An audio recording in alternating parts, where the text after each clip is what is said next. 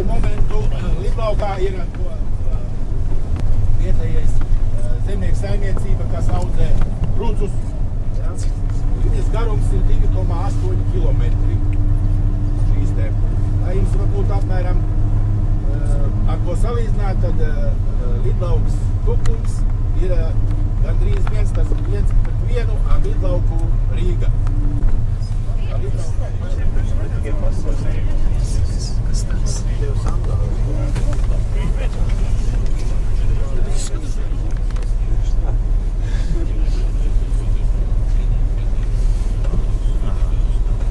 Nē, nu, bet tu kas organizēja šito? Bauman, nu nāc nemūdz, Bauman. Kas šito šovu organizēja? Doma. Man bija interesanti apskatāt. Kā, doma organizēja? Nu, bet kāds mērķis bija? Es jau neesmu domas darbinieks, tā es pateiktu, kurš tieši. Bet kāds mērķis bija? Iepazīties, kāda izstāsta lidlauks, ne? Nu, bet mēs taču varam arī pie prezidenta aizbraukt, iepazīties, kā viņš dzīvo. Bet ko tas mums dos? Nabaga tautai. Man dos 24. janvārī tieši pie prezidenta. Man ir vizīte jau. Jā.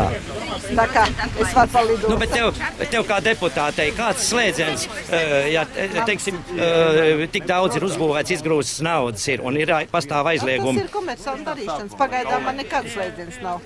Vajag visu plusu un mīnusu likt kopā un cik vispār mums ir tās iespējas kaut ko noteikt. Bet ja mēs tev esam vēlējuši kā deputātā, tu esi domāt spējīgāk kā tie varbūt pārējie, tad kā tu domā, kā varēja uzbūvēt tik daudz bez atļaujām lidot? Es nezinu, satiksmes ministrijā ir kāda aviācijas pārvalde vai kas. Pirmkārt jau zemi droši vien nopērk, bet Gundars Važs varētu atbildīt. Smārds pagasts. Bet nu tomēr... Viņš nopirkt zemi ar kaut kādu droši vien nolūko vai atjaunos vai neatjaunos. Man tas nav zināms. Bet ja tu būtu vietā šī uzņēmēja vietā būtu, vai tu ieguldītu tādus līdzekļus, kad neeksistēja, ka ir 2 aizliegumi lidot?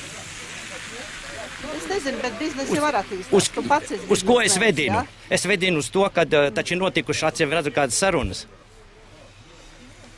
Domē vēl nav apspriest. Es neesmu piedalījusies. Nē, starp īpašniekiem un starp domi. Kad ir notikuši kādas sarunas, kur varbūt ir likt saprast, kad lai tik būvējās, gan jau atļauja būs. Ir jārunā ar tiem deputātiem, kas ilgāk bijis. Es esmu 1 mēnesi un es neesmu paspējis šī problēmā iekšā, kur ir tas pats sākums. Tu vari līdz manām jautājumam aizdomāties. Ir notikuši sarunas, un cik tās sarunas ir maksājušas? Kam? Es nezinu. Nu jā, paldies arī par to, ka tu tā godīgi pasaki, ka tu nezini. Jā.